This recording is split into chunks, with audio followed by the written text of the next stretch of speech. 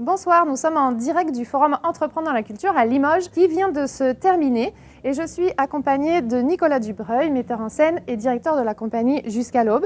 Tu as animé toi hier 2 tables rondes, donc tu étais intervenant sur la table ronde autour du temps de création et puis sur la table ronde qui traitait des relations, des communications entre artistes, compagnie et programmateurs. Donc c'est à ce sujet que je t'interroge ce soir pour avoir ton retour et tout d'abord que tu nous expliques qu'est-ce que le temps de création? Alors le temps de création, c'est un temps qui est paradoxal parce qu'à la fois on a des envies qui sont des envies fulgurantes, on a envie de créer tout de suite et en même temps on a un temps de création qui est long parce que pour créer il faut avoir des moyens financiers, moyens humains, moyens matériels, donc il faut prendre le temps d'aller chercher des partenaires et donc du coup on est sur un temps qui peut être de 2-3 ans parfois. Et pendant ce temps de création, est-ce qu'on a le droit à l'erreur?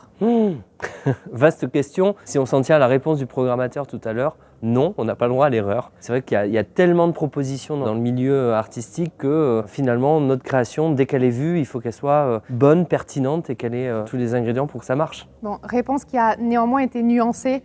Puisque d'autres ont aussi dit qu'on pouvait comprendre et accompagner un parcours. Oui, et d'ailleurs c'est important de le dire, c'est qu'il y a des lieux qui font confiance sur le long terme, c'est-à-dire avec des compagnonnages sur 3-4 ans. Je prends l'exemple de ma compagnie qui en 2022 va être artiste associé du Cerisier, un lieu à Bordeaux, ce qui va nous permettre pendant 4 ans de développer un projet artistique de territoire.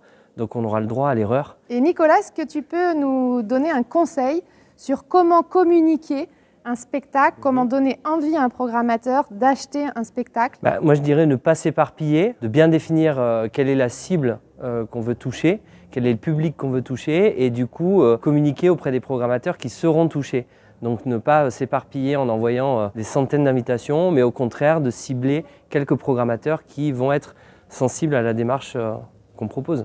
Eh bien, merci Nicolas. Merci. Eh bien, c'est tout pour nous. Le forum est terminé et on espère bien sûr vous revoir l'année prochaine.